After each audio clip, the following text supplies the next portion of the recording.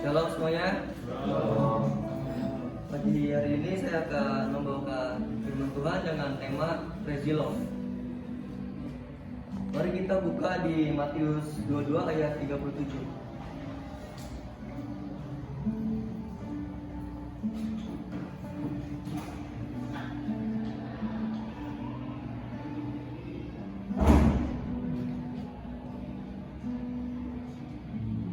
Saya akan membacakannya. Matius 22 ayat 37. Jawab Yesus kepadanya, "Kasihilah Tuhan Allahmu dengan segenap hatimu, dan dengan segenap jiwamu, dan dengan segenap akal budimu." Mengapa tema ini disebutnya Crazy Love? Karena Tuhan mau bukan hanya Tuhan yang mengasihi setiap kita dengan sangat amat gila, dengan sangat amat luar biasa, tetapi Tuhan juga mau setiap kita mengasihinya dengan segenap hati kita. Tuhan juga merindukan setiap kita mengasihi Tuhan. Bagaimana kita bisa mengatakan cinta itu gila? Cinta itu gila ketika terdapat gairah, terdapat kemauan, terdapat kerinduan untuk hati kita yang sangat luar biasa. Ada beberapa poin yang akan saya sampaikan pagi hari ini. Bagaimana kita dapat mengasihi Tuhan dengan cinta yang bergairah. Yang pertama, yang kita mengatakan mengasihi Tuhan dengan segenap hati. Bagaimana mengasihi Tuhan dengan segenap hati? Mengasihi Tuhan dengan segenap hati artinya memberikan dan menyimpan kasih kita yang terbaik, dan kita berikan yang terbaik itu untuk Tuhan. Kita bisa meluangkan waktu kita untuk mencari Tuhan, mengasihi,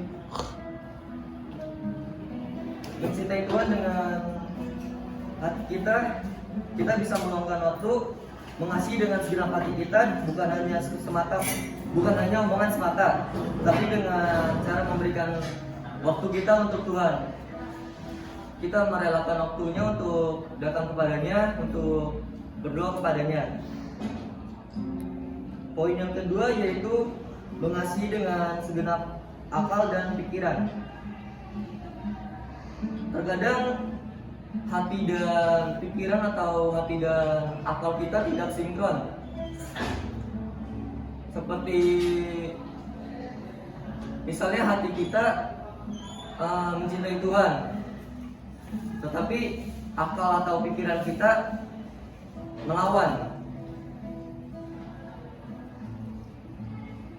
Mencintai Tuhan dengan segenap akal dan pikiran hatinya mendukung hati kita, walaupun pikiran kita seakan-akan berkata tidak. Tetapi kita harus mengikuti apa kata hati kita, karena firman Tuhan lebih tinggi dibandingkan akal dan pikiran kita. Poin yang ketiga yaitu mengasihi dengan segenap kekuatan kita, yang berarti kita bertekun setiap saat. Dan manusia terdiri dari roh, jiwa, dan tubuh. Jiwa ini bersifat netral, dia bisa mengikuti tubuh kita atau mengikuti roh kita. Ada banyak orang yang terlalu mencintai tubuhnya.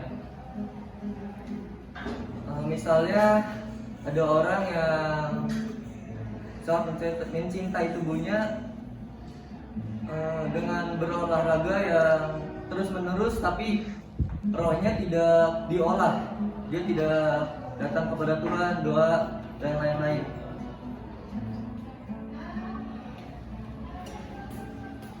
Alhasil dia mempunyai otot yang gede, tetapi rohnya ciut.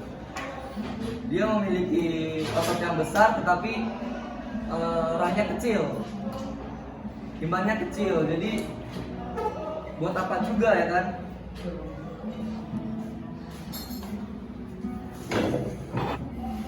Tetapi di sini